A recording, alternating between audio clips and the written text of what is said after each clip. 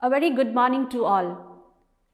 Today we'll start a new chapter from the geography part, chapter number 13, and the name of the chapter is A Globe, Latitudes and Longitudes. So we'll continue from page number 107.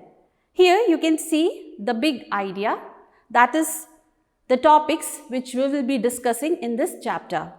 The topics are the globe, a model of the earth, latitudes and heat zones, longitudes, the grid, local time and standard time, international dateline.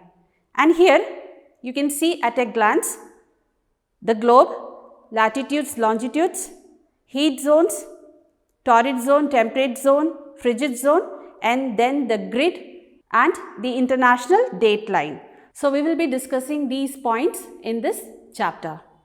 Now here you can see the picture of Al-Biruni, and he was an Iranian astronomer and a geographer, and he was the greatest scholar during the medieval Islamic era.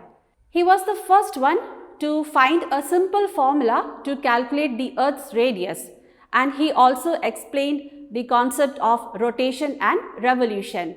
And you all know that rotation causes day and night and revolution causes the change in season.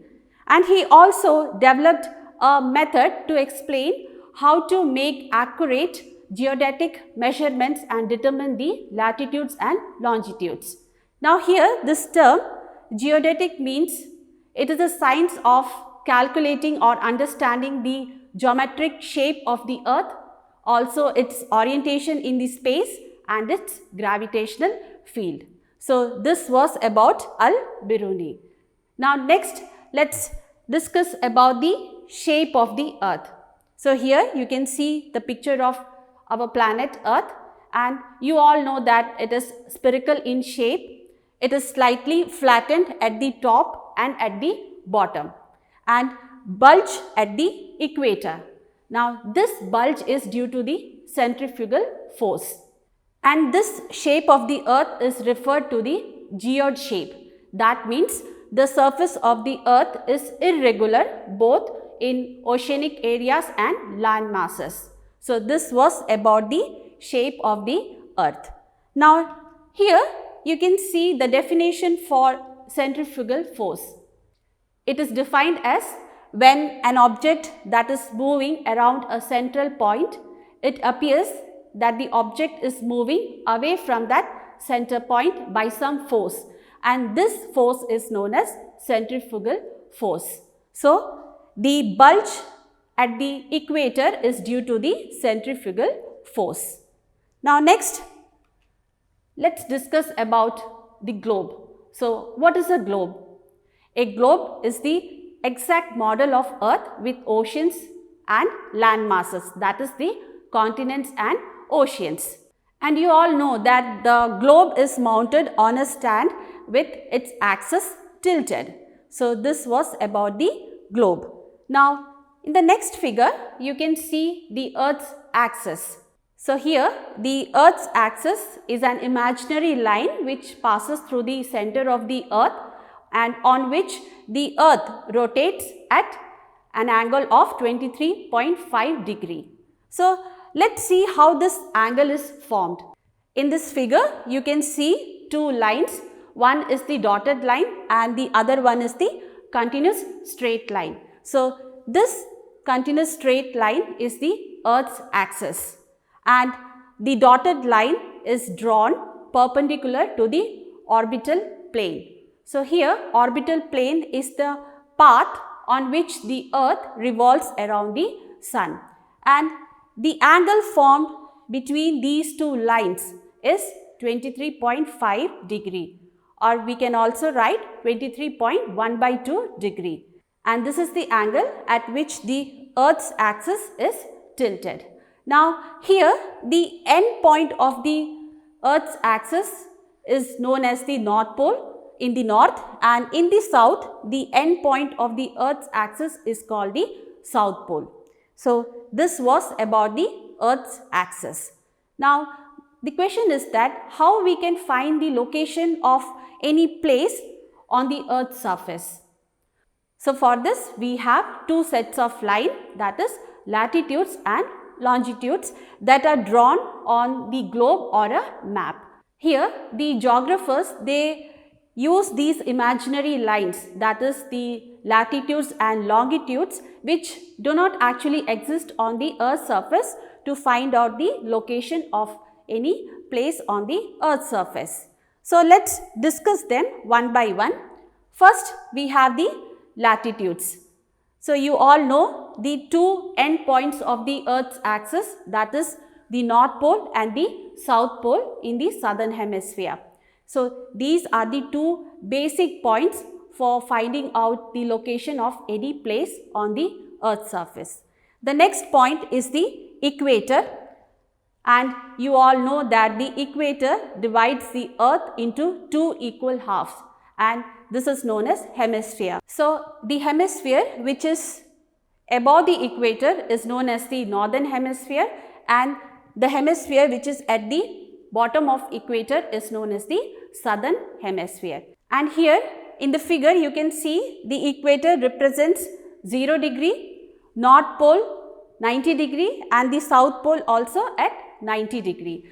And here in the figure you can see that all other latitudes are drawn parallel to the equator, and as these lines are parallel, they are known as the parallels of latitude.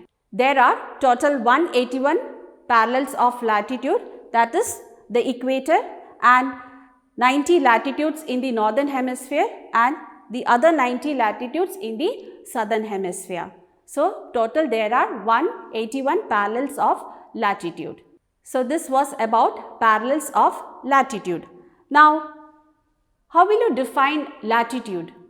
So a latitude is the angular distance of a place as measured from the center of the Earth, that is whether in the north of equator or the south of equator. Now here in the picture you can see, in order to measure the equal distance from the equator, circles are drawn at angular distance of 1 degree apart from the center of the Earth. So here you can see AB is the latitude in the northern hemisphere, which is measured at 50 degree N, and the latitude, that is CD, which is in the southern hemisphere, is also measured at the angle of 50 degree from the center of the Earth, and the center of the Earth is marked with capital letter O, and this shows that the latitudes are angular distance from the equator. Next, let's discuss about the important lines of latitudes. So here in the picture you can see equator at 0 degree, and in the northern hemisphere we have Tropic of Cancer at 23.5 degree N, then the Arctic Circle at 66.5 degree N. Here N means the northern hemisphere, and then the northern pole at 90 degree N.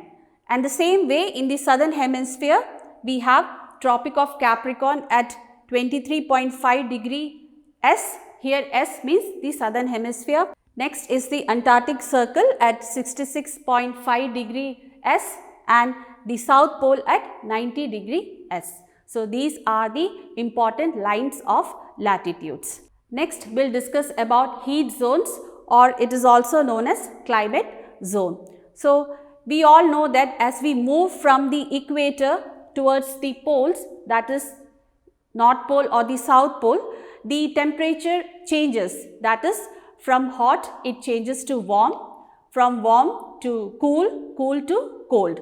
This is because as we move away from the equator, the sun rays falls on the surface of the Earth at a more slanted angle, and here the heat spreads to a larger area.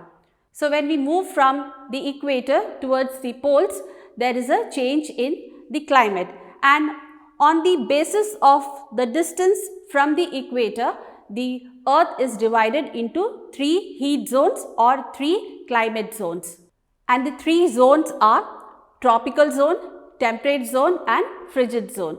So here the area from the Tropic of Capricorn in the southern hemisphere to the Tropic of Cancer in the northern hemisphere is known as tropical zone, and here the sun rays falls on this region directly, and that is why it is also known as the hottest zone. The next zone is temperate zone, and here in the southern hemisphere the area between Tropic of Capricorn and Antarctic Circle is the temperate zone.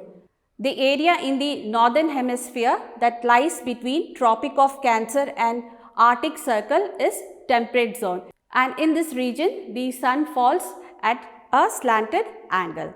Now the next zone is the frigid zone. So in the southern hemisphere the region that lies between Antarctic Circle and the South Pole is frigid zone, and in the northern hemisphere the region that lies between Arctic Circle and North Pole is the frigid zone. And here the sun rays, it falls at an extremely slanted angle, and that's why this region is extremely cold and permanently frozen. So this was about the 3 heat zones or the climate zones of the earth. Next, you have an activity. The activity is, on an outline map of India, locate the city or place you live in, note its latitudes and find out how far it is from the Tropic of Cancer. So you have to answer it and submit in Teams. That's all for today. We'll meet in the next class. Thank you.